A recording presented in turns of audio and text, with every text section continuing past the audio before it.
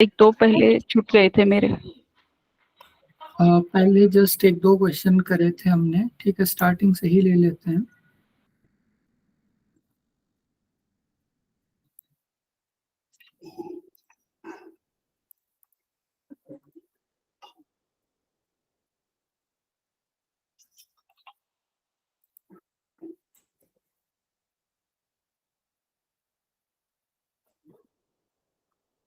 Screen visible है आपको? No sir.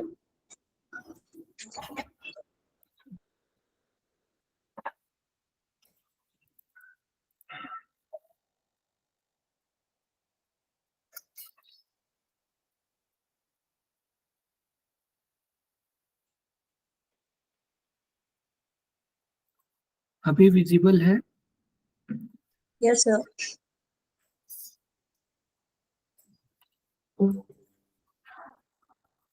ठीक है,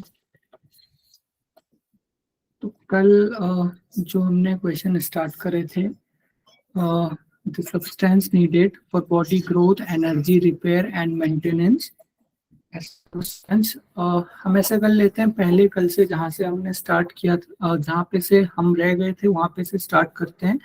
लास्ट में ये 2 या 3 क्वेश्चन ले लेंगे, ताकि नहीं थे केवल वो, फिर वो क्वेश्चन कर सकते हैं।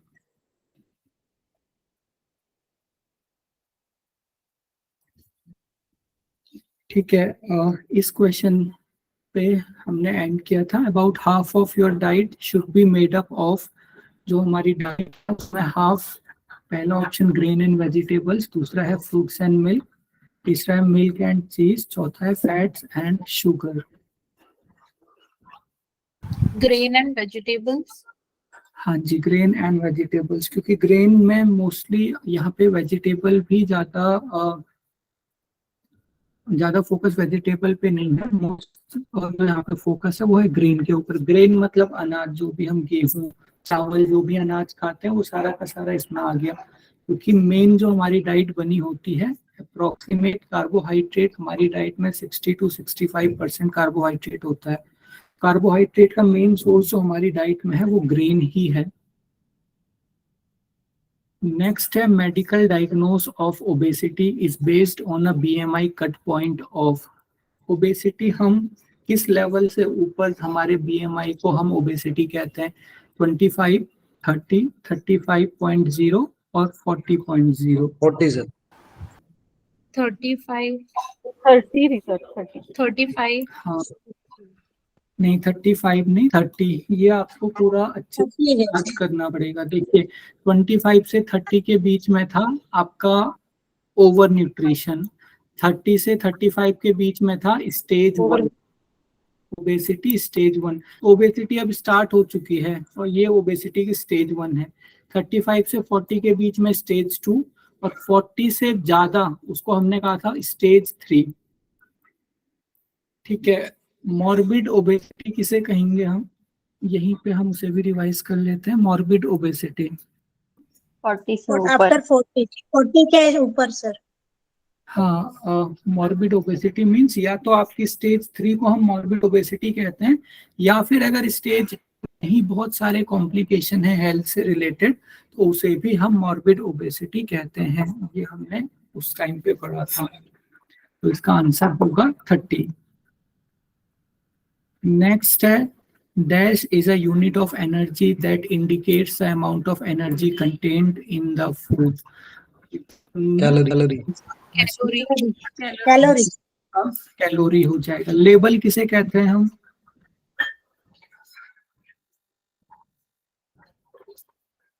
फूड लेबल किसे कहते हैं? देखिए जो भी आप पैकेट वाली चीजें इसमें न्यूट्रिएंट्स की कंटेंट होता है सर।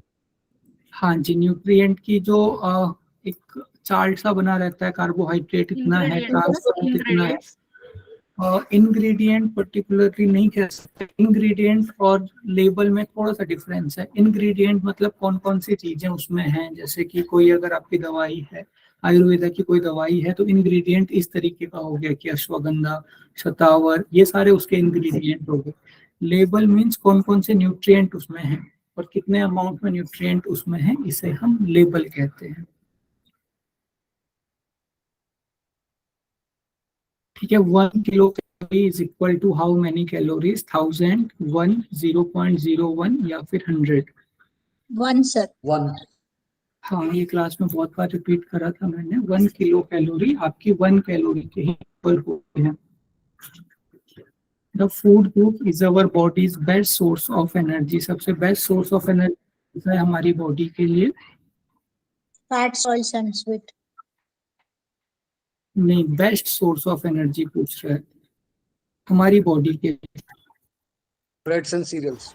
Fats and cereals. देखिए, फैट्स, ऑयल एंड स्वीट्स में नो डाउट ज्यादा एनर्जी होगी, लेकिन बॉडी के लिए तो अच्छा सोर्स कार्बोहाइड्रेट है, इसीलिए तो बॉडी सबसे पहले कार्बोहाइड्रेट को यूज करती है, फिर फैट, फिर ग्लाइकोजन को यूज करेगी, फिर उसके बाद फैट को यूज करेगी। तो बॉडी के लिए जो बेस्ट ऑप्शन है वो है ब्रेड एंड सीरियल्स। सर इसके पहले का आंसर दिखा दीजिए, शुरू से कहाँ से किया था आपने, मेरा एक चल ही नहीं रहा था। नंबर 1 यही है सर? नहीं, अभी तक काफी क्वेश्चन हो चुके हैं, लास्ट में हम डिस्कस कर लेंगे। कल के जितने रहे थे, बाकी आज के अभी तक जितने रहे थे एक बार लास्ट में कर लेंगे हम डिस्कस। जी सर। ठीक है, which of the following process can be occur when there is low blood glucose level. अब ये क्वेश्चन आपसे होना चाहिए, जब लो ब्लड ग्लूकोज लेवल है तो कौन कौन सी प्रोसेस हो सकती है। Neogenesis. ग्लाइकोजेनेसिस और ग्लाइकोजिनोलाइसिस। अब आप इसके ऑप्शन देख लीजिए, ये ऑप्शन है।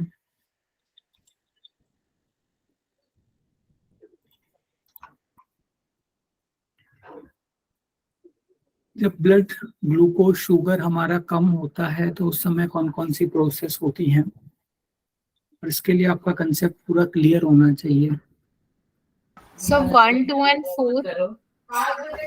1, 2 and 4। हाँ जी, वेरी गुड, आंसर होगा 1, 2 and 4। देखिए, जब ब्लड ग्लूकोज लेवल कम होता है तो सबसे पहले बॉडी ग्लाइकोजन को कन्वर्ट करती है ग्लूकोज में, उस प्रोसेस को हम कहते हैं ग्लाइकोजिनोलाइसिस। तो सबसे पहली प्रोसेस ये वाली होगी। उसके बाद अगर ग्लाइकोजन भी खत्म हो गया तो बॉडी नॉन कार्बोहाइड्रेट सबस्ट्रेट यानी कि फैट या फिर प्रोटीन का यूज करती है ग्लूकोज को बनाने के लिए। उस प्रोसेस हम कहते हैं ग्लूकोनियोजेनेसिस, और इसी प्रोसेस को हम कहते हैं नियोग्लूकोजेनेसिस। ये दोनों एक ही प्रोसेस हैं, तो इसका सही आंसर होगा 1 and 4। ग्लाइकोजिनोलाइसिस कब होगा, सॉरी ग्लाइकोजेनेसिस कब होगा? Glucose to glycogen. हाँ, जब ब्लड ग्लूकोज लेवल ज्यादा होगा उस टाइम पे जो हमारी बॉडी है वो ग्लूकोज को ग्लाइकोजन में कन्वर्ट करे। नेक्स्ट क्वेश्चन है, basal metabolic rate shall be measured while a person. Basal metabolic rate को कब मेजर किया जाना चाहिए? जब कोई जॉगिंग कर रहा है, काम कर रहा है, आराम कर रहा है, या फिर स्वेटिंग, पसीना आ रहा है किसी को, कब हम Resting. Resting sir. हाँ जी, तो बेसल मेटाबॉलिक रेट का मतलब ही क्या है? जब हम कंप्लीट रेस्ट की पोजीशन पे हैं, जब हम कोई भी फिजिकल एक्टिविटी नहीं कर रहे हैं, उस समय हमारी बॉडी कितनी एनर्जी को यूज कर रही है, इसे हम बेसल मेटाबॉलिक रेट कहते हैं। तो बेसल मेटाबॉलिक रेट आपकी किस चीज को मेजर करता है? कितनी तेजी से केमिकल रिएक्शन हो रही है, या फिर टाइम खाने के बाद और स्टूल को पास करने के बीच का जो टाइम है उसे मेजर करता है, नंबर ऑफ एंजाइम्स रिक्वायर्ड, या फिर नंबर ऑफ पेप्टाइड्स। किसको मेजर करता है basal metabolic rate? How fast chemical reaction occur? हाँ जी, हाउ फास्ट केमिकल रिएक्शन। ये थोड़ा डिफरेंट टर्म्स में यहाँ पे इन्होंने लिख दिया है। बेसल मेटाबॉलिक रेट हमने देखा था रेस्ट की स्टेज पे जितनी हमारी बॉडी एनर्जी को यूज कर रही है, या फिर इसी को हमने कहा था इंटरनल ऑर्गन्स कितने अच्छे से काम कर रहे हैं। तो इंटरनल ऑर्गन्स की जो काम करने की यूनिट है, हर जगह केमिकल रिएक्शन ही चल रही है। मेटाबॉलिज्म दो टर्म से मिलके बना हुआ है, कैटाबॉलिज्म और एनाबॉलिज्म। मेटाबॉलिज्म का जो केमिस्ट्री में मीनिंग होता है वो होता है total number of chemical reaction taking place inside our body, यानी कि हमारे शरीर के अंदर जितनी भी रासायनिक अभिक्रिया हो रही है उसको हम मेटाबॉलिज्म कहते हैं। चाहे वो डाइजेशन हो गया, चाहे वो प्रोटीन की सिंथेसिस हो गई, जो भी केमिकल रिएक्शन हमारी बॉडी में चल रही है उसे हम मेटाबॉलिज्म कहते हैं। तो दो तरह की रिएक्शन होती है, कैटाबॉलिज्म और एनाबॉलिज्म। तो कैटाबॉलिज्म हम कहते हैं जब एक बड़ा सबस्ट्रेट छोटे सबस्ट्रेट में टूटता है, उसे हम कैटाबॉलिज्म कहते हैं। अब इसे आप सी से याद रख सकते हो, सी का मतलब सी से काटना भी होता है। तो एक बड़ी चीज जब छोटी छोटी चीजों में कट रही है तो उसे हम कैटाबॉलिज्म कहते हैं। कैटाबॉलिज्म एग्जांपल दोगे आप लोग? मैकेनिकल और केमिकल जो रिएक्शन होता है। Ionic exchange. नहीं, simple example. Sir protein protein जब टूटता है तो? हाँ, डाइजेशन। डाइजेशन में क्या होता है? हाँ जी, कार्बोहाइड्रेट, प्रोटीन, फैट सबके सब अपने छोटे पार्टिकल में टूटते हैं। तो सेल्यूलर डाइजेशन। सेल्यूलर डाइजेशन, हाँ सेल्यूलर डाइजेशन आपका कैटाबॉलिक, सेल्यूलर रेस्पिरेशन वो भी एक कैटाबॉलिक प्रोसेस ही है, ग्लूकोज टूट रहा है। एनाबॉलिक प्रोसेस, एनाबॉलिक प्रोसेस हम उसे कहते हैं जब बहुत सारी छोटी चीजें मिलके एक बड़ी चीज बना रही हैं, उसे हम एनाबॉलिक प्रोसेस कहते हैं। तो इसे भी आप लोग याद रखोगे, हो सकता है कंसेप्चुअल इसके ऊपर क्वेश्चन आ जाए। तो एनाबॉलिक प्रोसेस कौन कौन सी होती हैं? एनाबॉलिक, फिर अमीनो एसिड मिलकर बनाते वेरी हैं गुड। एक तो अमीनो एसिड से प्रोटीन बन रहे हैं, दूसरा जो हमने पढ़ा था ग्लाइकोजेनेसिस, फॉर्मेशन ऑफ ग्लाइकोजन। तो ग्लूकोज छोटा है, उससे ग्लाइकोजन बन रहा है, वो भी एक एनाबॉलिक प्रोसेस है। कुछ ऐसी प्रोसेस होती हैं जिनमें एनाबॉलिज्म और कैटाबॉलिज्म दोनों ही प्रक्रिया साथ चलती है, और इसका एग्जाम्पल है ग्लूकोनियोजेनेसिस। इसको भी आप लोग लिख सकते हो। जो हमने ग्लूकोनियोजेनेसिस पढ़ा था, ग्लूकोनियोजेनेसिस का मतलब होता है किसी भी नॉन कार्बोहाइड्रेट सबस्ट्रेट से ग्लूकोज की फॉर्मेशन होना। तो इस प्रोसेस में एक बड़ी चीज छोटी में भी टूटती है और एक छोटी छोटी चीजें मिलकर एक बड़ी चीज भी बनाती है। तो इसको हम कहते हैं एम्फीबॉलिक पाथवे। लिख देता हूँ मैं, एम्फीबॉलिक।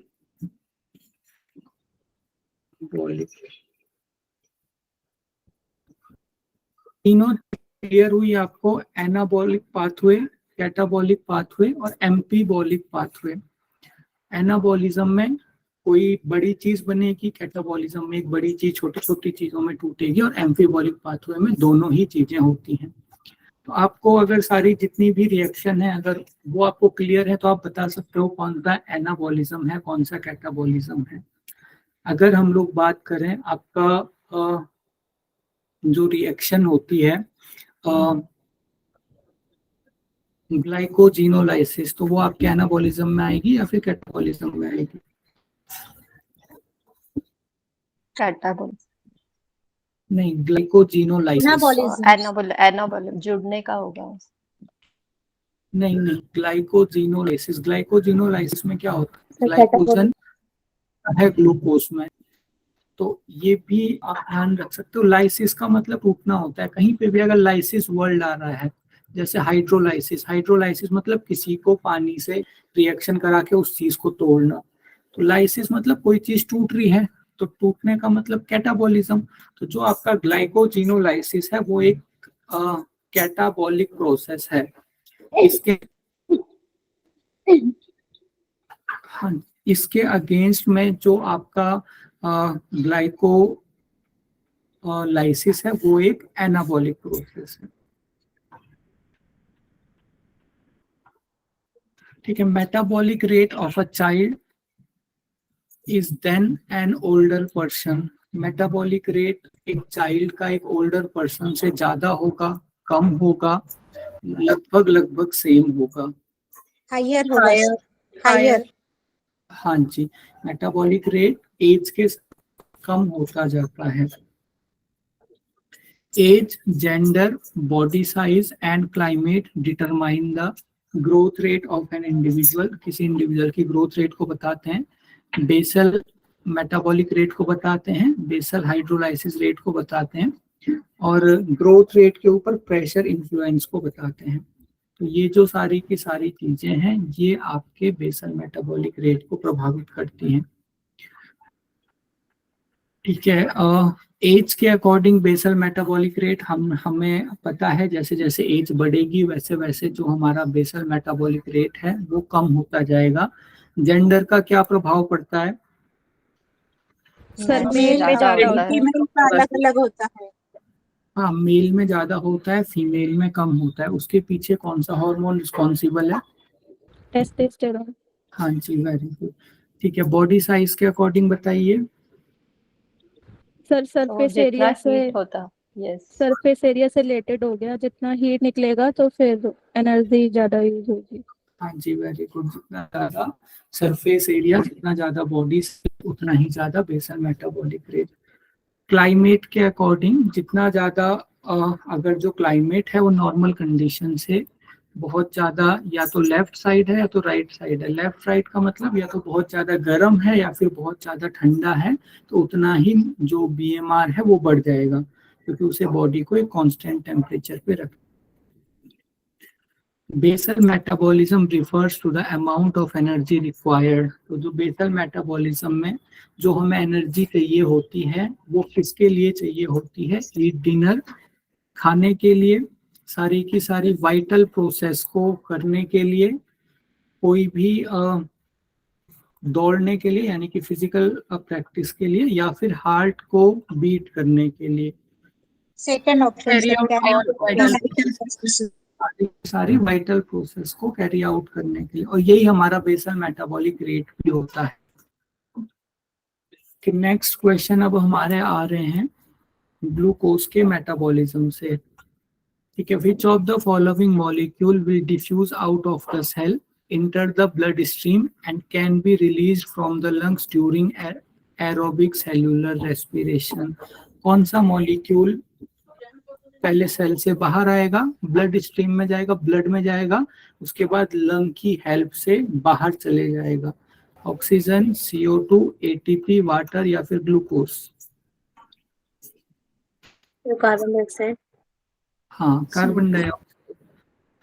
हाँ जी, कार्बन डाइऑक्साइड आपका सेल्यूलर रेस्पिरेशन में रिलीज होती है। कौन से स्टेप में कार्बन डाइऑक्साइड रिलीज होती है?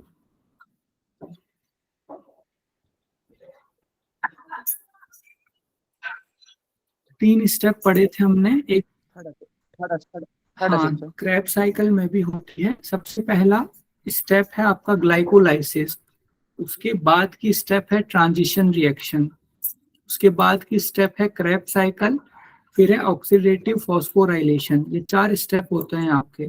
तो एक तो क्रेब साइकिल में कार्बन डाइऑक्साइड बाहर निकलती है, आपकी ट्रांजिशन स्टेट में भी कार्बन डाइऑक्साइड रिलीज होती है। तो ये जो कार्बन डाइऑक्साइड रिलीज होगी सेलुलर रेस्पिरेशन में, इसे ही तो हमारे लंग्स बाहर फेंक रहे हैं। Which pathway of aerobic cellular respiration is located in cytoplasm of the cell? इन ये तो आपके पास ऑप्शन है, इसमें से कौन सी प्रोसेस सेल के साइटोप्लाज्म में होती है?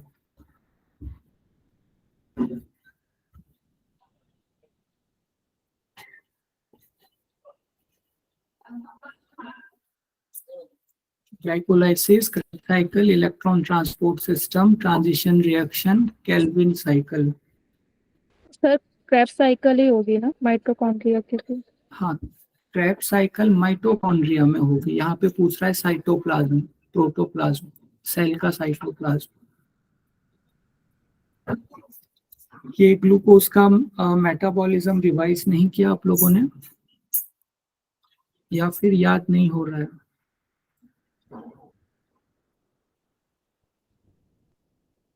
ठीक है, देखिए इसमें से पहली जो रिएक्शन है ग्लाइकोलाइसिस, बस यही आपके सेलुलर साइटोप्लाज्म में होती है। ये जैसा आपकी सेल है उसमें माइटोकॉन्ड्रिया है, तो ग्लाइकोलाइसिस की जो रिएक्शन है वो इस साइटोप्लाज्म में होगी। और ग्लाइकोलाइसिस के बाद कौन सा प्रोडक्ट बनता है? ग्लाइकोलाइसिस के बाद ग्लूकोज। ग्लूकोज तो टूटता है ग्लाइकोलाइसिस में। Glycolysis, pyruvate. हाँ जी, वेरी गुड, पाइरुवेट। तो जो पाइरुवेट बना वो फिर माइटोकॉन्ड्रिया के अंदर चले जाएगा। फिर ये Kreb cycle, electron transport chain, transition reaction और Calvin cycle. Calvin cycle Krebs cycle का ही, क्रेब्स साइकिल को ही केल्विन साइकिल कहते हैं। तो ये तीनों रिएक्शन फिर आपके माइटोकॉन्ड्रिया में होगी। तो ये याद रखना है, ग्लाइकोलाइसिस बस आपकी साइटोप्लाज्म में होती है। ग्लाइकोलाइसिस और ग्लाइकोजिनोलाइसिस में कंफ्यूज नहीं होना है। ग्लाइकोलाइसिस का मतलब ग्लूकोज का टूटना पाइरुवेट में, और ग्लाइकोजिनोलाइसिस का मतलब ग्लाइकोजन का टूटना ग्लूकोज में। तो ये दोनों ही अलग अलग रिएक्शन है। During aerobic cellular respiration, aerobic cellular respiration में which molecule originate from digestive system. Aerobic cellular respiration जो हमारी सेल में हो रहा है, वहां पे जितनी चीजें चाहिए उतनी चीजों में से कौन सा मॉलिक्यूल डाइजेस्टिव सिस्टम से लाया जाएगा? Oxygen, carbon dioxide, ATP, water या फिर ग्लूकोज? ग्लूकोज। हाँ जी, ग्लूकोज। ऑब्वियस आंसर है, ग्लूकोज ही डाइजेस्टिव सिस्टम से आएगा, यानी जो हम खाना खा रहे हैं वहां से ग्लूकोज को सेल्स तक पहुंचाया जाएगा। ऑक्सीजन लंग से आती है, कार्बन डाइऑक्साइड उसी रिएक्शन में प्रोड्यूस हो रही है, एटीपी उसी रिएक्शन में प्रोड्यूस हो रही है, और वाटर भी उसी रिएक्शन में प्रोड्यूस हो रहा है। तो ये जो ग्लूकोज है ये डाइजेस्टिव सिस्टम से ब्लड स्ट्रीम के थ्रू फिल सेल्स तक पहुंचता है। Which of the following pathway does not occur in aerobic cellular respiration? Aerobic cellular respiration में आपका कौन सा पाथवे नहीं होता है? Glycolysis, Krebs cycle, electron transport chain, transition reaction या फिर kelvin cycle? Electron transport system. नहीं, इलेक्ट्रॉन ट्रांसपोर्ट सिस्टम आपका होता है। सॉरी, इसका मैंने आपको यहाँ पे ये गलत हो गया था। केल्विन साइकिल हम क्रेब्स साइकिल को नहीं कहते हैं। क्रेब्स साइकिल के 3 नाम मैंने आपको बताए थे। एक है सिट्रिक एसिड साइकिल, मैं सिट्रिक एसिड और केल्विन में कंफ्यूज हो गया। पहला है सिट्रिक एसिड साइकिल, दूसरा बताया था tricarboxylic acid cycle, tricarboxylic acid cycle, और तीसरा cycle Krebs cycle, citric acid cycle और tricarboxylic acid cycle. Calvin cycle यहाँ पे हमारे सेलुलर रेस्पिरेशन में नहीं होगी।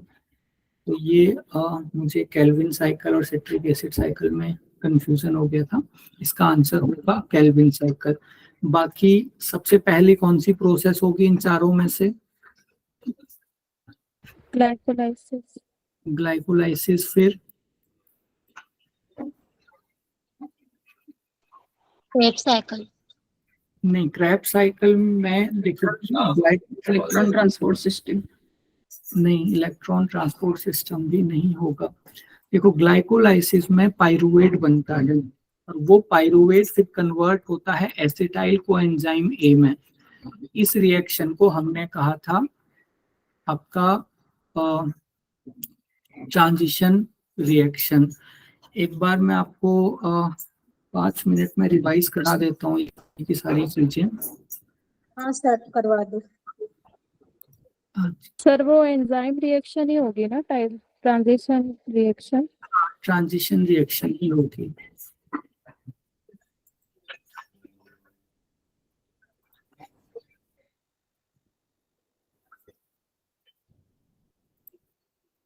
जो ग्लूकोज का मॉलिक्यूल है, ग्लूकोज का मॉलिक्यूल सबसे पहले टूटेगा पाइरुवेट में। तो ये 2 पाइरुवेट में टूटता है। इस प्रोसेस को हम कहते हैं ग्लाइकोलाइसिस।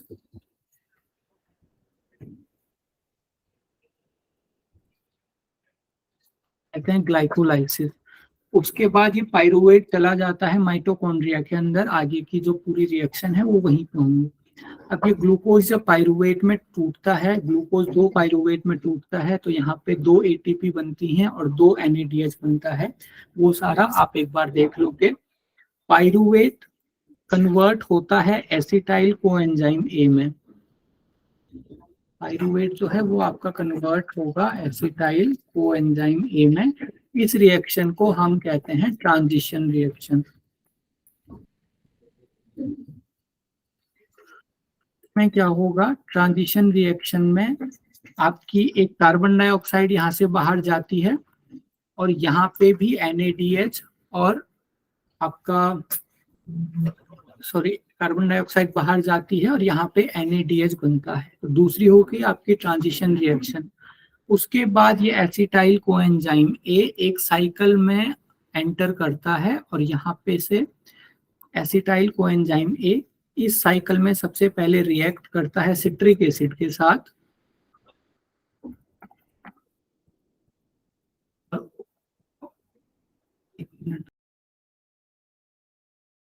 रिएक्ट करेगा और बहुत सारी प्रोसेस के बाद यहाँ पे फिर से सिट्रिक एसिड बन जाएगा। तो इसीलिए हम इसे साइकिल कहते हैं, क्योंकि सबसे पहला इस साइकिल में सिट्रिक एसिड ही था और लास्ट में सिट्रिक एसिड ही बन गया, तो इसीलिए इसे सिट्रिक एसिड साइकिल भी कहते हैं। एसिटाइल कोएंजाइम A एक पूरी साइकिल में जाता है, सिट्रिक एसिड के साथ सबसे पहले रिएक्ट करेगा, फिर लास्ट में सिट्रिक एसिड बनाएगा और इस साइकिल को हम कहते हैं क्रेब्स साइकिल या फिर ट्राइकार्बोक्सिलिक एसिड साइकिल या फिर सिट्रिक एसिड साइकिल। के बाद अब आप लोग बताइए, सबसे पहले ग्लाइकोलाइसिस हो गया, फिर ट्रांजिशन रिएक्शन हो गया, फिर क्रेब्स साइकिल हो गया। इसके बाद चौथा जो स्टेप है वो हमने कहा था oxidative phosphorylation.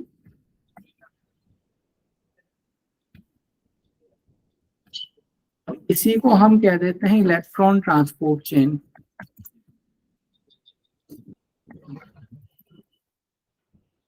Electron transport chain की क्यों नीड है हमारी बॉडी को?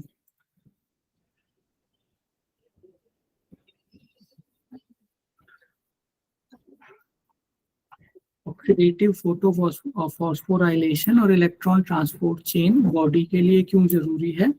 देखिए, एटीपी हमारी बॉडी यूज कर सकती है, लेकिन यहाँ पे एटीपी के अलावा NADH2, FADH2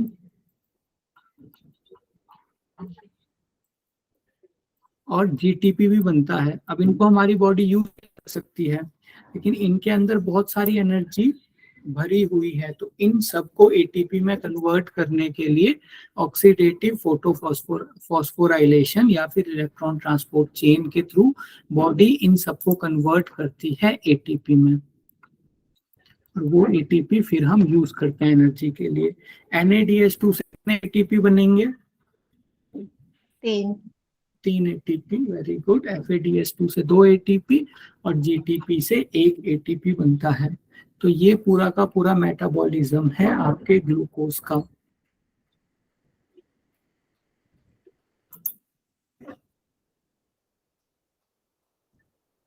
ठीक है, which of the following statement about aerobic cellular respiration is not correct? कौन सा स्टेटमेंट सही नहीं है?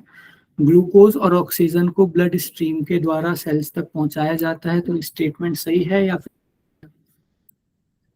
सही है। सही है।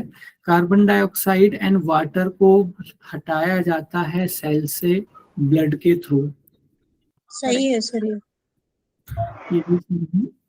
उसके बाद है water can remain in cell और लीव एज नीडेड। पानी जो बनता है इस रिएक्शन में या तो वो सेल में रहेगा या फिर सेल से बाहर चले जाएगा। राइट लग रहा है सर। हाँ, ये भी आपका सही है। एक मिनट,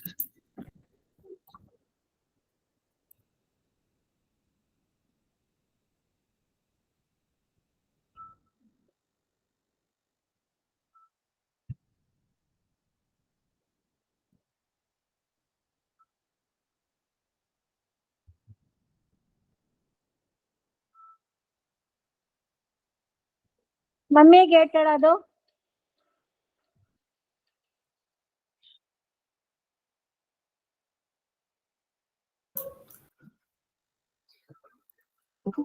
ठीक है।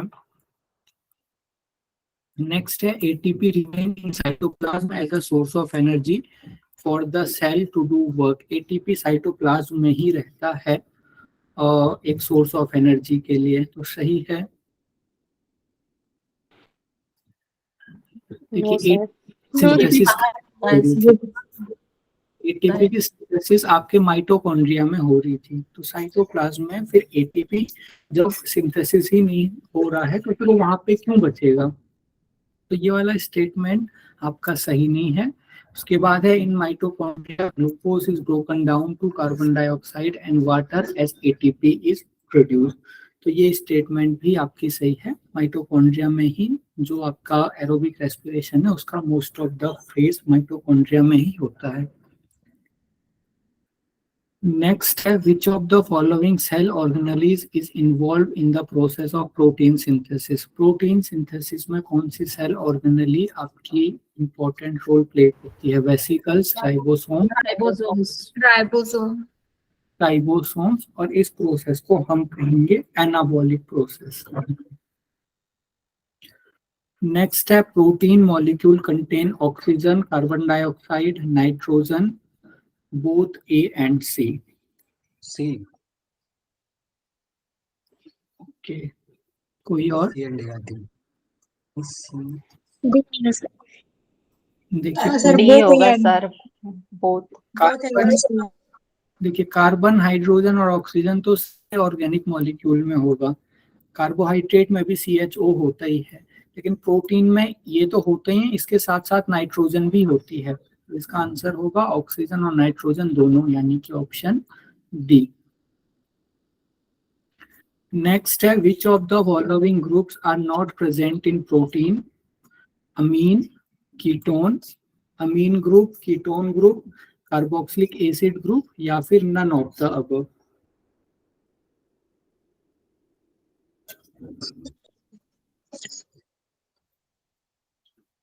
सी सर। कार्बोक्सिलिक एसिड ग्रुप तो होता ही है। कीटोन, अमीन कीटोन, देखिए ketone group, ketone sir, ketone. हाँ कीटोन ग्रुप देखिए थोड़ा सा यहाँ पे ये जो क्वेश्चन है थोड़ा सा घुमा के है। कीटोन अपनी नॉलेज के अकॉर्डिंग आप सही कह रहे हो, क्योंकि क्लास में हमने ऐसे ही पढ़ा कि अमीन ग्रुप और कार्बोक्सिलिक एसिड ग्रुप होते हैं, लेकिन अगर हम इसका स्ट्रक्चर देखें तो ये जो कार्बोक्सिलिक एसिड है इसका स्ट्रक्चर क्या होता है? इसका स्ट्रक्चर होता है C double bond O single bond OH। तो इस ग्रुप को हम कहते हैं carboxylic acid group.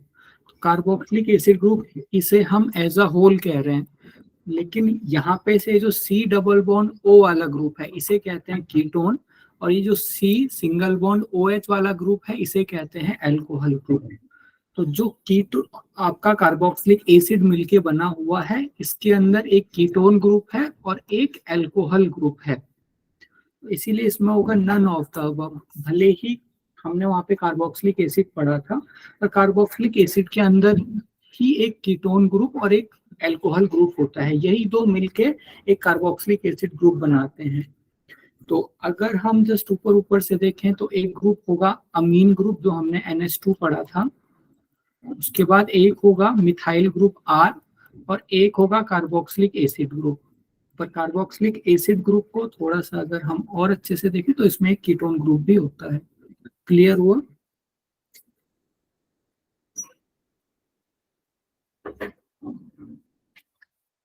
Which of the following statement is not correct about glycolysis? कौन सी स्टेटमेंट सही नहीं है ग्लाइकोलाइसिस के बारे में? ग्लाइकोलाइसिस सर हाँ जी, उसमें कीटोन था ना सर? नहीं इसमें नन ऑफ द अबव, सारे ग्रुप प्रेजेंट होते हैं। कीटोन ग्रुप भी मैंने कहा ना आपको, कार्बोक्सिलिक एसिड में ही एक कीटोन ग्रुप प्रेजेंट रहता है। जी हाँ जी ठीक है, तो पहला स्टेटमेंट बताइए, glycolysis take place within the cytoplasm. Glycolysis cytoplasm के अंदर होती है, सही बात है? जी सर। Yes sir. हाँ sir. Glycolysis uses 2 ATP but forms 4 ATP, resulting in net gain of 2 गलत ATP. लग रहा है सर। हाँ सर गलत लग रहा है। नहीं, ये भी सही है। ग्लाइकोलाइसिस में 4 ATP बनते हैं, 4 में से 2 यूज हो जाते हैं स्टार्टिंग में, और नेट गेन यहाँ पे 2 ATP का होता है, जो हमने ग्लाइकोलाइसिस को डिटेल में पढ़ा था। दूसरा है glycolysis 2 NADH are produce as substrate oxidation occur. तो ये भी सही बात है, 2 NADH आपके प्रोड्यूस होते हैं ग्लाइकोलाइसिस में। तो ग्लाइकोलाइसिस में आपके 2 NADH बन रहे हैं और 2 ATP बन रहे हैं, यानी कि लास्ट में बच रहे हैं इतने। टोटल 4 ATP बने थे और 2 ATP यूज कर लिए, तो 2 ATP बचे और 2 NADH बचे। Glycolysis begins with glucose and ends with 4 pyruvate molecule। Glycolysis glucose से शुरू होती है और 4 पाइरुवेट के मॉलिक्यूल पे खत्म होती है। Wrong 2 pyruvates। ये गलत है। 2 पाइरुवेट के मॉलिक्यूल बनते हैं, 4 मॉलिक्यूल नहीं बनते हैं। Which of the following polysaccharide is related to animal body? जैसे प्लांट बॉडी में एक पॉलीसेक्राइड होता है जिसे हम स्टार्च कहते हैं, जो आलू वगैरह में होता है, हम खाते हैं। वैसे ही हमारी बॉडी में कौन सा पॉलीसेक्राइड प्रेजेंट होता है? सेल्यूलोज, काइटिन, ग्लाइकोजन और इनुलिन। सेल्यूलोज। नहीं, सेल्यूलोज तो जो घास वगैरह होती है उसमें होता है आपका सेल्यूलोज, फाइबर्स में। काइटिन। Sir glycogen. काइटिन आपका कीड़े मकोड़ों में होता है, जो आपके कीड़े रहते हैं उनका जो एक्सोस्केलेटन है वो काइटिन का बना हुआ रहता है। ग्लाइकोजन होता है ना इसमें तो। हाँ, ग्लाइकोजन होगा। ग्लूकोज आपका ग्लाइकोजन में कन्वर्ट होता है, यानी कि ग्लूकोज स्टोर्ड होता है ग्लाइकोजन की फॉर्म में। तो ग्लाइकोजन एक पॉलीसेक्राइड हो गया, तो हमारी बॉडी में ग्लाइकोजन होता है। इनुलिन भी एक पॉलीसेक्राइड है जो प्लांट में पाया जाता है। आप लोगों ने कॉर्क देखी होगी, कॉर्क में इनुलिन वाला पॉलीसेक्राइड ही होता है। तो ह्यूमन बॉडी में इसमें से बस ग्लाइकोजन होता है। Pyruvate is the end product of the following reaction? Krebs cycle, Calvin cycle, electron transport chain, glycolysis या फिर ट्रांजिशन रिएक्शन? इसका हो जाएगा ग्लाइकोलाइसिस। हाँ जी। Antibody death help to fight infectious agent are? जो एंटीबॉडी इन्फेक्शन के अगेंस्ट में फाइट करती हैं वो पॉलीसेक्राइड है, अमीनो एसिड है, प्रोटीन है या फिर ग्लूकोज है? प्रोटीन्स। हाँ जी, प्रोटीन। कौन सी प्रोटीन होती है इसमें? एंटीबॉडी में कौन सी प्रोटीन प्रेजेंट होती है?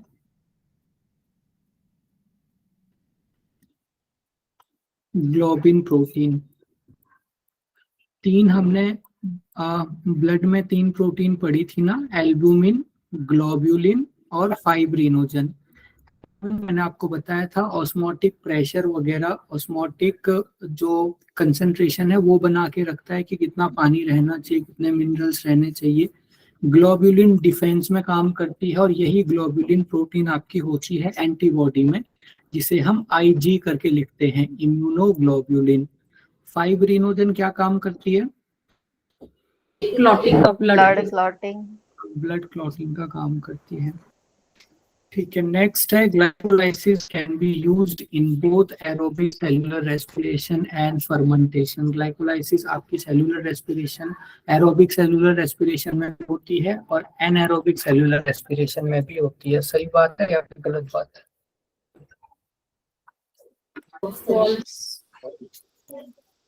ओके, तो एनएरोबिक सेलुलर में होती है ना सर? हाँ, ग्लाइकोलाइसिस आपकी दोनों में होगी। देखिए, ये हमने उस समय देखा था। एरोबिक जो है उसमें सबसे पहले ग्लाइकोलाइसिस होगी, ग्लाइकोलाइसिस के बाद आपका ट्रांजिशन रिएक्शन का क्रेब्स साइकिल। पर एनाएरोबिक रेस्पिरेशन में सबसे पहले ग्लाइकोलाइसिस होगी, ग्लाइकोलाइसिस के बाद सीधे लैक्टिक एसिड फॉर्मेशन होता है। नेक्स्ट है, which of the following statement about transition reaction is not correct? कौन सा स्टेटमेंट? सर उसका आंसर ट्रू था कि फॉल्स? इसका आंसर होगा आपका फॉल्स, सॉरी होगा इसका आंसर, क्योंकि ग्लाइकोलाइसिस दोनों में ही होता है। हाँ सर, क्योंकि आपने आगे पढ़ाया था यही। हाँ, तो इसका एरोबिक सेल्यूलर, तो ये ट्रू ही होगा। हाँ जी, ये ट्रू होगा। नेक्स्ट है, कौन सी रिएक्शन ट्रांजिशन रिएक्शन, कौन सा स्टेटमेंट ट्रांजिशन रिएक्शन के लिए सही नहीं है? It occurs in matrix of mitochondria. ये माइटोकॉन्ड्रिया के मैट्रिक्स में होता है, सही बात है।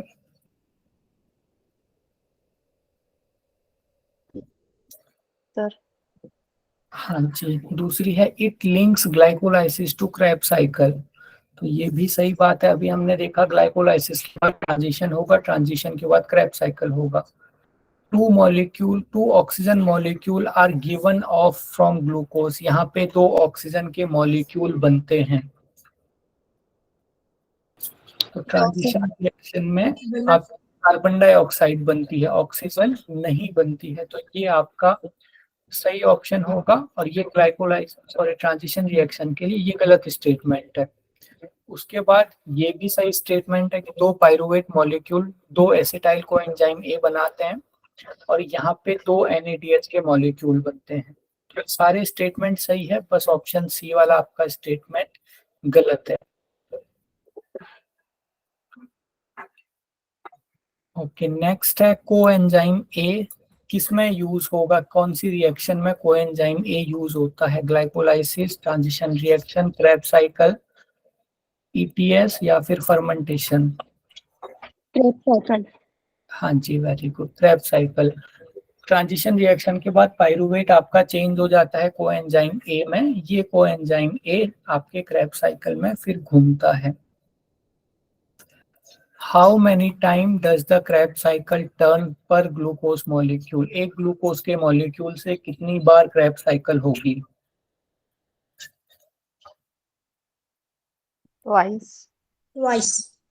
ट्वाइस। एक ग्लूकोज के मॉलिक्यूल से 2 पाइरुवेट बने, 2 पाइरुवेट के मॉलिक्यूल से 2 एसिटाइल कोएंजाइम ए बनेंगे और 2 एसिटाइल कोएंजाइम ए 2 बार क्रेब्स साइकिल करवाएंगे।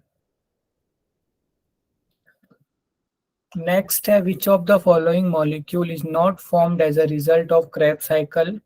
क्रेब्स साइकिल में कौन सा मॉलिक्यूल नहीं बनता है? CO2, ATP, वाटर, FADH2 और NADH? FADH2।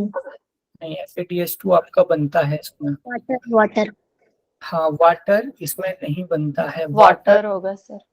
हाँ जी, वाटर की फॉर्मेशन होती है इलेक्ट्रॉन ट्रांसपोर्ट चेन में, और इलेक्ट्रॉन ट्रांसपोर्ट चेन में ही हमारी बॉडी को ऑक्सीजन की जरूरत पड़ती है। नेट में एक बार ये क्वेश्चन आ चुका है कि कौन से स्टेप में बॉडी को ऑक्सीजन की जरूरत पड़ रही है, तो इसका सही आंसर होगा इलेक्ट्रॉन ट्रांसपोर्ट चेन, यानी कि ऑक्सीडेटिव फॉस्फोराइलेशन। Next है the bread, cereal, rice and pasta group is a good source of bread, cereal, rice, इन सभी में आपका कार्बोहाइड्रेट होता है। Citrus fruit are an excellent source of citrus fruit. Vitamin C. Vitamin C. Vitamin C, citrus fruit जैसे कि आपका नींबू, संतरा, ये सारी चीजें आ गई। Which of the following nutrient is needed to build and maintain the structural component of body? Body का structural component कौन बनाता है? प्रोटीन। प्रोटीन। और अगर सेकंड प्रेफरेंस दें तो किसको देंगे? कार्बोहाइड्रेट। नहीं, कार्बोहाइड्रेट नहीं, कार्बोहाइड्रेट कभी भी स्ट्रक्चरल कंपोनेंट नहीं बनाएगा, स्पेशली ह्यूमन बॉडी में। अगर हम प्लांट बॉडी की बात करें तो प्लांट बॉडी में जो स्ट्रक्चरल कंपोनेंट कार्बोहाइड्रेट का काफी हद तक बना हुआ रहता है, लेकिन हमारी बॉडी में या तो प्रोटीन का बना हुआ रहेगा और दूसरे नंबर पे फैट का बना हुआ रहेगा। Which of the following nutrient is known as sunshine vitamin? Sunshine vitamin हम किसे कहते हैं? Vitamin D. विटामिन डी को बनने के लिए कौन सा प्रिकर्सर यूज होता है? Calcium phosphorus. नहीं, कैल्शियम का ये जो कैल्शियम का एब्जॉर्प्शन विटामिन डी, लेकिन किस चीज से विटामिन डी की फॉर्मेशन होती है? ये सब फोटोसिंथेसिस से।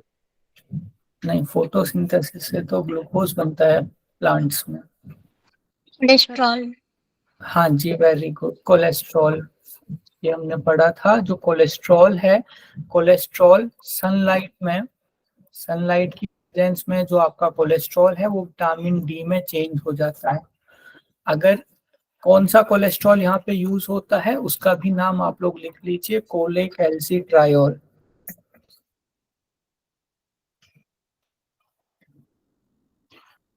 ये जो स्पेशल कोलेस्ट्रॉल है, जब सनलाइट की प्रेजेंस में हमारी बॉडी इसको विटामिन डी में चेंज करती है।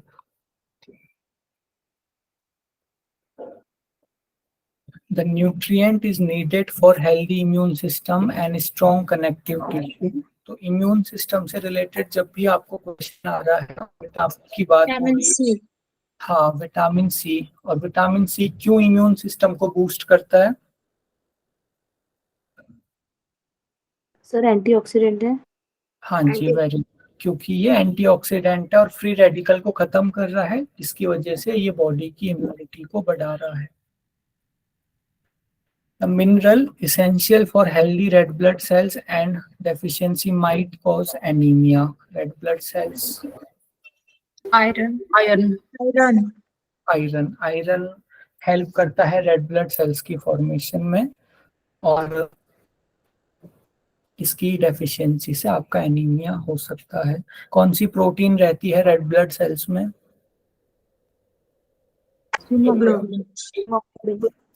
हीमोग्लोबिन। टोटल इस सब्सटेंस का नाम हो गया, इसमें हीम आपका आयरन हो गया और ग्लोबिन प्रोटीन का नाम हो गया। Nutrient is needed for making hormones, healthier skin and to make cell membrane. कौन सा न्यूट्रिएंट ऐसा है जो कि हॉर्मोन्स बनाने के लिए, हेल्दी स्किन के लिए और सेल मेम्ब्रेन को बनाने के लिए यूज होता है? फैट। हाँ जी, इसका सही आंसर होगा फैट। फैट में भी स्पेशली कौन सा फैट सेल मेम्ब्रेन बनाता है? गुड कोलेस्ट्रॉल सर, जो ऑयल या मतलब बॉयल ऑयल नहीं हो। Sir HDL, high density cholesterol.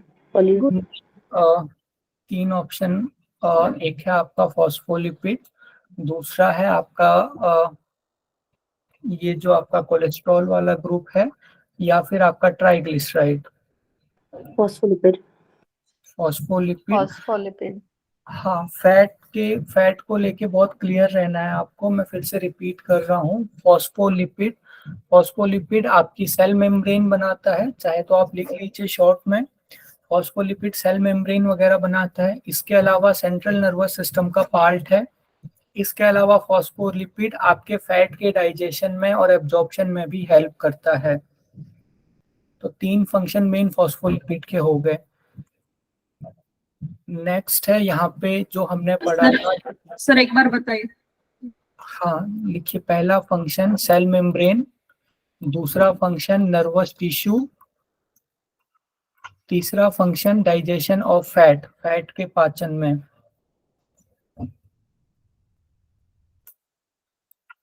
दूसरा है ट्राइग्लिसराइड।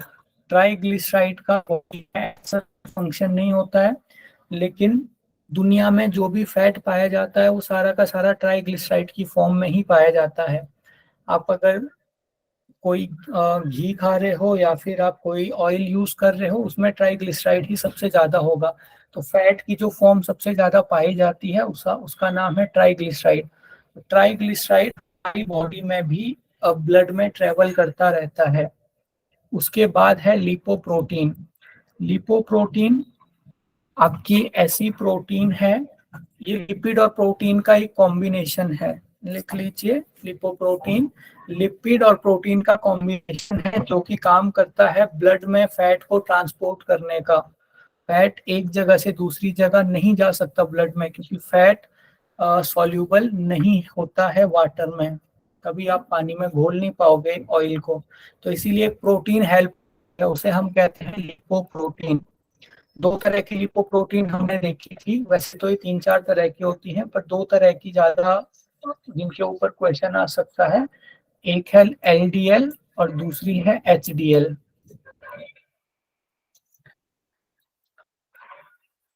नेक्स्ट है आपका कोलेस्ट्रॉल। कोलेस्ट्रॉल बहुत सारे हार्मोन्स वगैरह बनाता है, और विटामिन डी की भी जो फॉर्मेशन है वो कोलेस्ट्रॉल की वजह से ही होती है। तो ये कुछ एक फैट्स के बारे में आपको पता होना चाहिए, इनके डायरेक्ट फंक्शन काफी बार आ जाते हैं।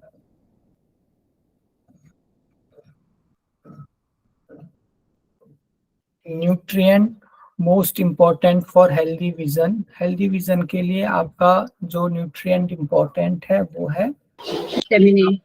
ए। Vitamin A. हाँ जी। नेक्स्ट है during cellular respiration carbon dioxide produce, जो कार्बन डाइऑक्साइड प्रोड्यूस होती है क्या उसे हमारी बॉडी एब्जॉर्ब कर लेती है, उसे बाहर Taken out. फेंक out. कार्बन डाइऑक्साइड को ही हमारी बॉडी बाहर फेंक देती है। और कार्बन डाइऑक्साइड हमारी बॉडी के लिए इतना ज़्यादा ज़रूरी है क्योंकि जो हमारे सारे के सारे ब्रीदिंग से रिलेटेड जितने भी रिसेप्टर हैं वो सारे के सारे कार्बन डाइऑक्साइड की मात्रा के ऊपर ही डिपेंड करते हैं, यानी कि हमारी बॉडी में ऑक्सीजन है या फिर ऑक्सीजन नहीं है, इस चीज से जो जितने रिसेप्टर है हमारी बॉडी में उनको कोई फर्क नहीं पड़ता है। अगर कार्बन डाइऑक्साइड हमारी बॉडी में बढ़ रही है तो वो रिसेप्टर एक्टिवेट करते हैं रेस्पिरेटरी सिस्टम को और फिर हम फास्ट ब्रीदिंग करने लगते हैं। तो कार्बन डाइऑक्साइड की मात्रा ही हमारी बॉडी में रेस्पिरेशन को गवर्न करती है कि रेस्पिरेशन हमारा फास्ट होगा या फिर रेस्पिरेशन स्लो होगा।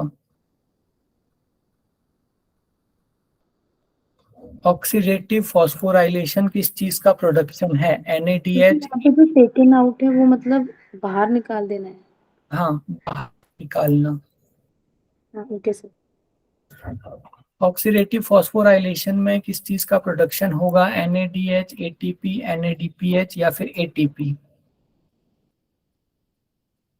ओके, दो option, ATP in respiration, respiration में ATP का प्रोडक्शन और ATP इन फोटोसिंथेसिस, फोटोसिंथेसिस में ATP का प्रोडक्शन।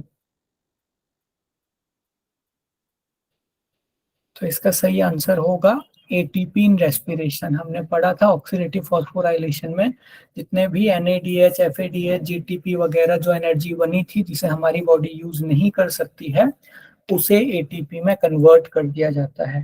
तो यहाँ पे कौन सा एंजाइम यूज होता है? मेन एंजाइम कौन सा होगा इस रिएक्शन में? ATP synthesis. हाँ जी, वेरी गुड, ATP सिंथेटेज यहाँ पे यूज होता है।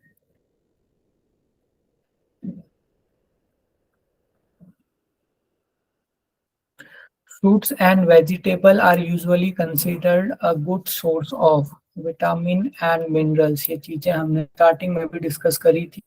अगर हम सारे विटामिन और सारे मिनरल्स को ट्रैक नहीं कर सकते हैं कि कौन सा विटामिन हम ले रहे हैं, कौन सा मिनरल हम ले रहे हैं, उसका बेस्ट तरीका यही है कि आप सब्जियां और फल ज्यादा खाओ, तो अल्टीमेटली सारे विटामिन और मिनरल्स हमें मिल जाते हैं। Chemically speaking the enzymes are, enzymes किस चीज के बने हुए होते हैं? प्रोटीन्स। इनके। हार्मोन्स किस चीज के बने हुए होते हैं? प्रोटीन और स्टेरॉइड्स के भी बने होते हैं। लिपिड्स। हाँ, हार्मोन्स आप दो तरह के होते हैं, पेप्टाइड हार्मोन और स्टेरॉइड हार्मोन। इस पे भी हमने काफी डिस्कस किया था और इसका मैंने आपको कहा था इसका कैटेगराइजेशन आपको याद रखना है, कौन सा पेप्टाइड हार्मोन है, कौन सा स्टेरॉइड हार्मोन है। पेप्टाइड हार्मोन का एग्जांपल दीजिए। Glucose, insulin. Insulin peptide hormone का एग्जांपल सही है, कोई दूसरा एग्जांपल? ग्लूकागॉन। हाँ, ग्लूकागॉन भी आपका पेप्टाइड हार्मोन है। थायराइड के हार्मोन आपके पेप्टाइड हार्मोन है। Very good. स्टेरॉइड हार्मोन का एग्जांपल? टेस्टोस्टेरोन, एस्ट्रोजन और एंड्रोजन। हाँ जी, ऑक्सीटोसिन। आपके स्टेरॉइड हार्मोन है। एल्डोस्टेरोन भी है। हाँ जी, एड्रिनल ग्लैंड के जो कॉर्टिसोल हैं या फिर जो एपिनेफ्रिन वगैरह है वो आपके स्टेरॉइड हार्मोन है। ठीक है। Which of the following vitamin has some physiological effect similar to those of parathormone? Parathormone की तरह कौन सा विटामिन काम करता है? डी। हाँ, विटामिन विटामिन डी। पहले आपको पैराथ हार्मोन का फंक्शन पता होना चाहिए, ये भी हमने क्लास में करा था डिस्कस। पैराथ हार्मोन के अपोजिट कौन सा हार्मोन काम करता है? Calcitonin. Calcitonin hormone. पैराथ hormone bones में कैल्शियम की मात्रा को बढ़ाता है, सिमिलरली विटामिन डी की तरह। तो पैराथ हार्मोन के जैसे सिमिलर फंक्शन होता है विटामिन डी का।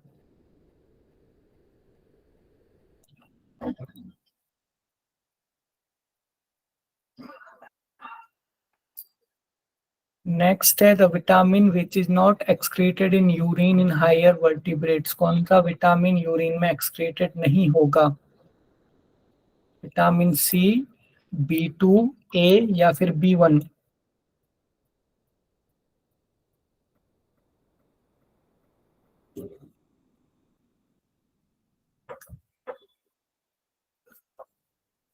कौन सा विटामिन यूरिन में बाहर नहीं जाएगा बॉडी से? B2 नहीं, देखिए यहाँ पे कोई चीज ये कोई नया कंसेप्ट नहीं है, कुछ चीज रटने की नहीं है। दो कैटेगरी विटामिन की आप लोगों को बताई थी, फैट सॉल्युबल विटामिन और वाटर सॉल्युबल विटामिन। तो जो वाटर सॉल्युबल विटामिन है वो मैंने आपको कहा था, वो क्योंकि पानी में ही रहते हैं और पानी क्योंकि हमारी बॉडी में स्टोर होता नहीं है तो पानी के साथ साथ बाहर निकलते रहते हैं। तो वाटर सॉल्युबल विटामिन यूरिन के थ्रू बाहर निकलते रहते हैं। तो वाटर सॉल्युबल कौन कौन से विटामिन है? B and C. and C. B. Answer is vitamin A. तो आंसर आपका विटामिन B, C और T होता है। विटामिन सी आंसर है। नहीं, यहाँ पे लिखा हुआ है कौन सा A हो विटामिन जाएगा। ट्रीटेड नहीं होता है। तो विटामिन बी और सी तो वाटर सॉल्युबल हैं, ये तो हमेशा ही यूरिन से बाहर निकलते रहते हैं। फैट सॉल्युबल जितने भी विटामिन हैं, आपको मैंने कहा था डेका करके आप याद रख सकते हो, DEKA, ये आपके फैट विटामिन हैं। हाँ जी, तो ये बॉडी में स्टोर होते रहते हैं। टॉक्सिसिटी भी इन्हीं की होगी क्योंकि बॉडी में स्टोर हो रहे हैं। इसका सही आंसर होगा vitamin A. A person decides to live exclusively on a diet of milk, eggs and bread. He would suffer from. एक आदमी पूरी तरह से दूध, अंडे और ब्रेड के ऊपर रहता है, कौन सा रोग उसे हो सकता है? स्कर्वी, रिकेट्स, बेरी या फिर night blindness? Scurvy. Scurvy sir. Scurvy. C आपका सिट्रस फ्रूट्स में होता है, मिल्क में सब कुछ होता है आपका विटामिन डी वगैरह, लेकिन आपका विटामिन सी नहीं होगा। एग और ब्रेड किसी में भी विटामिन सी आपका नहीं होगा। An organ that assists in mobilization of energy reserve for use during periods of starvation. जब हम भूखे रहते हैं उस समय कौन सा ऑर्गन एनर्जी की रिक्वायरमेंट पूरी करने के लिए हमारी हेल्प करता है? Adipose tissue. इसका आंसर होगा लीवर। सबसे जो फंक्शन रहता है वो है लीवर। लीवर में मैंने बताया था ग्लाइकोजन आपकी स्टोर रहती है, और अगर ये ग्लाइकोजन खत्म हो गई उसके बाद फिर एडिपोज टिश्यूज के टूटने का जो क्रम है वो तो बहुत बाद की बात है। तो पहला जो प्रेफरेंस बॉडी का रहता है वो लीवर के ऊपर रहता है। The major minerals for the formation of body protein की फॉर्मेशन में कौन कौन से major minerals important role play करते हैं? कैल्शियम, सोडियम या फिर magnesium? D, all of the above. तो फिर ये जितने भी सारे के सारे आपके मिनरल्स हैं ये इंपॉर्टेंट रोल प्ले करते हैं प्रोटीन की फॉर्मेशन में। जब हमने इनका चार्ट देखा था तो वहाँ पे लिखा होगा कि ये प्रोटीन की सिंथेसिस में एक कोएंजाइम का वर्क कर रहे हैं, तो ये सारे के सारे यहाँ पे आ जाएगा। Anaemia is caused due to deficiency of. Anaemia folic acid होता है। फॉलिक एसिड क्या कहेंगे हम इस एनीमिया को?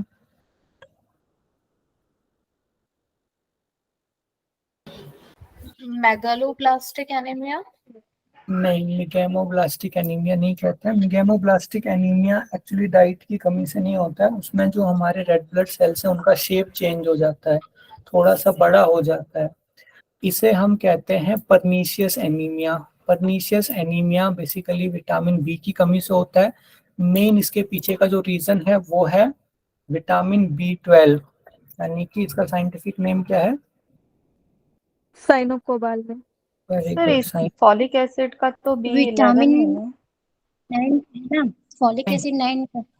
हाँ, फॉलिक एसिड आपका B9 है। तो वैसे जो परनीशियस एनीमिया है उसके पीछे का मेन रीजन है विटामिन B12 साइनोकोबाल्मिन, लेकिन फॉलिक एसिड की वजह से जो एनीमिया हो रहा है वो भी इसी कैटेगरी में आएगा, परनीशियस की कैटेगरी में। अगर जो आयरन की वजह से हो रहा है उसे हम आयरन डेफिशिएंट एनीमिया कहेंगे। व्हेन अ मैन स्टार्व्स, अगर कोई आदमी भूखा है तो सबसे पहले कौन सी चीज यूज होगी, फैट, प्रोटीन, ग्लाइकोजन या फिर कार्बोहाइड्रेट? ग्लाइकोजन। देन उसके बाद फैट्स। फैट और प्रोटीन दोनों, पहले फैट और उसके बाद लास्ट में प्रोटीन।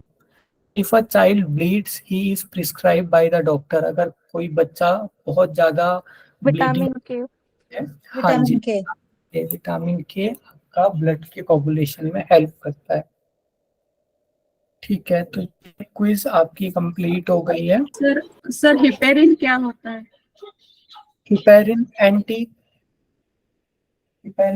एंटी कोगुलेंट होता है, यानी कि जो ब्लड को जमने नहीं देता है। ब्लड अगर हमारे ब्लड वेसल में भी जम गया तो फिर ऐसे में तो डेथ हो जाएगी, तो हिपेरिन होता है जो कि ब्लड को जमने नहीं देता है। या फिर कभी कभी हम देखते हैं ना, लीच वगैरह हमारी बॉडी पे चिपक जाती है, ब्लड को सक करती रहती है, तो वो भी हिपेरिन रिलीज करते हैं ताकि ब्लड हमारा जमे ना। तो ब्लड को जमने लिवर की सेल है सर, ये लिवर की सेल है हिपेरिन? नहीं, हिपेरिन एक आपका वो है, एक हम इसे केमिकल कह सकते हैं। लीवर की सेल को हम हिपेटोसाइट कहते हैं। हिपेटोसाइट, तो हिपेटोसाइट अलग है, हिपेरिन अलग है।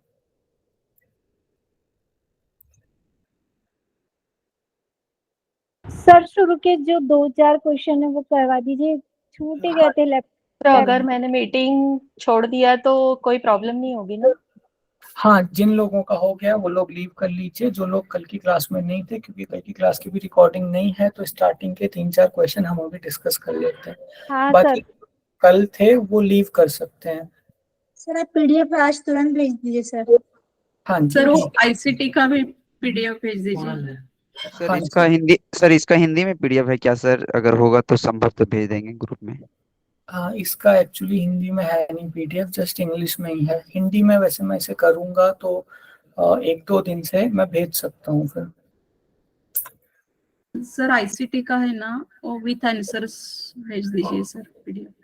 और हाँ ठीक है, ठीक है, ओके। इंग्लिश में तो मैं आज आपको भेज दूंगा, हिंदी में 1-2 दिन से आपको मिल जाएंगे, क्योंकि मेरे को चेंज करना पड़ेगा थोड़ा सा। Okay sir. ठीक है, ठीक है। ये पहला क्वेश्चन है, सब्सटेंस जो बॉडी की ग्रोथ के लिए, एनर्जी के लिए, रिपेयर के लिए और मेंटेनेंस के लिए जरूरी होता है, हर चीज के लिए जरूरी है, उसे हम कहते हैं न्यूट्रिएंट। ठीक है, पोषक तत्व। नेक्स्ट है, balance diet should have ratio of carbohydrate, protein और फैट। एक बैलेंस डाइट में कार्बोहाइड्रेट, प्रोटीन और फैट किस रेशियो में होने चाहिए? तो इसका जो आंसर है, इसका आंसर है बी। कार्बोहाइड्रेट आपकी डाइट में 45 से 65% तक होना चाहिए, उसके बाद फैट 25 से 35%, और जो आपका प्रोटीन है वो 10 से 30% तक होना चाहिए। तो ये आप याद भी रख सकते हो, सबसे ज्यादा कार्बोहाइड्रेट, फिर फैट, फिर उसके बाद प्रोटीन।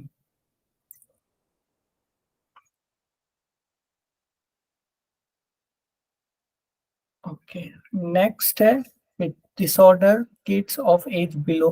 ठीक है, इससे रिलेटेड एक कंसेप्ट था जिस पे हमने ये क्वेश्चन किया था, वो कंसेप्ट ही मैं आपको एक्सप्लेन कर देता हूँ। आप में से कोई एक्सप्लेन करेगा? क्वाशियोरकर और मेरेस्मस।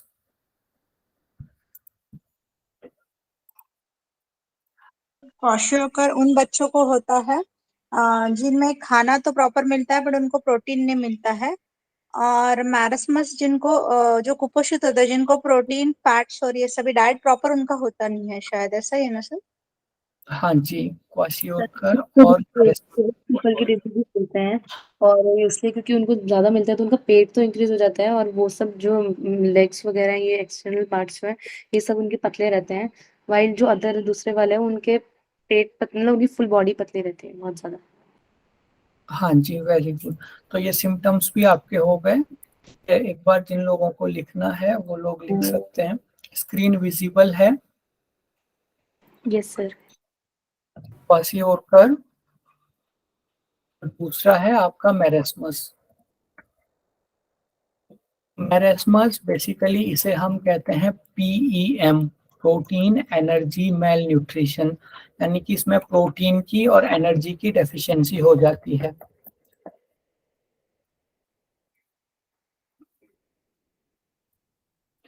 प्रोटीन एनर्जी की जो डेफिशिएंसी होती है, तो प्रोटीन तो एक न्यूट्रिएंट हो गया, एनर्जी हमें मिलती है कार्ब से और फैट से। तो बेसिकली सारे के सारे मैक्रोन्यूट्रिएंट की डेफिशिएंसी हो जाती है मेरेस्मस में। क्वासिओरकर में बस प्रोटीन की डेफिशिएंसी होती है। अगर हम इनका प्रीवेलेंस देखें कहाँ तक ये फैले हुए हैं, तो जो आपका मेरेस्मस है ज्यादातर होता है पुअर बैकग्राउंड में, ऐसे या फिर गरीब घर के बच्चे या फिर गरीब कंट्रीज से जो बच्चे आते हैं जैसे अफ्रीका वगैरह, उन बच्चों को प्रॉपर खाना, प्रॉपर डाइट नहीं मिल पाती है, जिसकी वजह से उनको प्रोटीन की भी एनर्जी की भी डेफिशिएंसी हो जाती है। ना उनको कार्ब्स मिल पाता है, ना ही उनको फैट मिल पाता है। उसके बाद अगर हम देखें क्वासिओरकर, क्वासिओरकर ज्यादातर होता है rich background with bad dietary habit. ऐसे बच्चे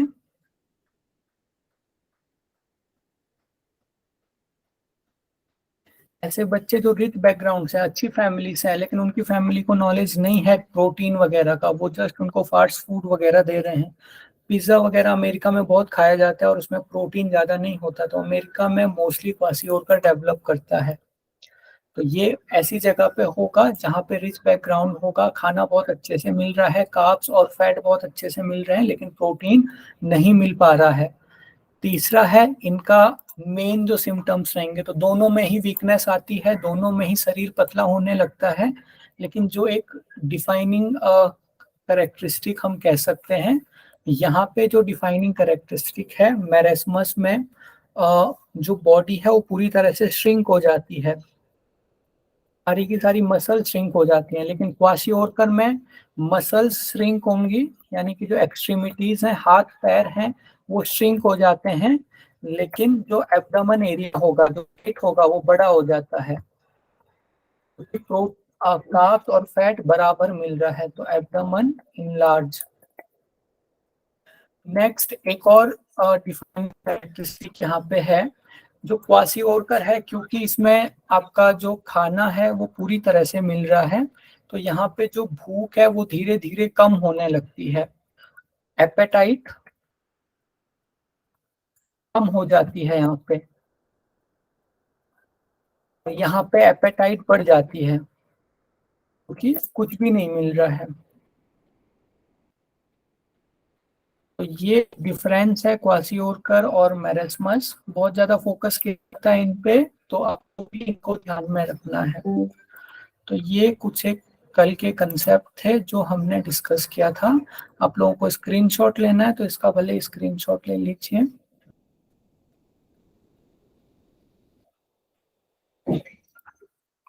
ठीक है, आज की क्लास यहीं पे एंड करते हैं हम। इसके अलावा कोई और डाउट है आपके? सर वो आईसीटी की रिकॉर्डिंग जो उस दिन हुई थी सर क्विज की, वो अपलोड कर दी है, अभी दिख नहीं रही है सर। वो कौन से डे को हुई थी सर आपके आईसीटी की आपके क्विज? पास आई नहीं अभी तक? हाँ सर, मुझे रिकॉर्डिंग नहीं मिली? मिली सर, मैंने भी ढूंढी थी उसको। हाँ क्योंकि मैंने भी अभी ढूंढी सर, जस्ट मैंने, मुझे दिखी नहीं, एक्चुअल डेट याद नहीं आ रही थी मुझे, मैंने जस्ट सर्च किया अभी वो। ठीक है, मैं डेट के अकॉर्डिंग देखता हूँ, अगर वो अपलोड नहीं हुई होगी तो मैं फिर उसे अपलोड करके फिर लिंक शेयर करूंगा। हाँ सर प्लीज, अगर नहीं, अगर हुई भी होगी सर, दिख नहीं रहे तो आप फिर से कर देंगे तो कोई इशू नहीं होगा सर। हाँ जी, ठीक है, ओके। चलेगा sir, thank thank you you so much sir. Hariom. Hariom. Thank you, sir. Hariom sir, thank you sir. Hariom. Thank you, sir. Sir. अब ये पीडीएफ भी शेयर कर दीजिए, आईसीटी और ये। हाँ जी, ये आज मैं आपको शेयर करूंगा। ठीक है।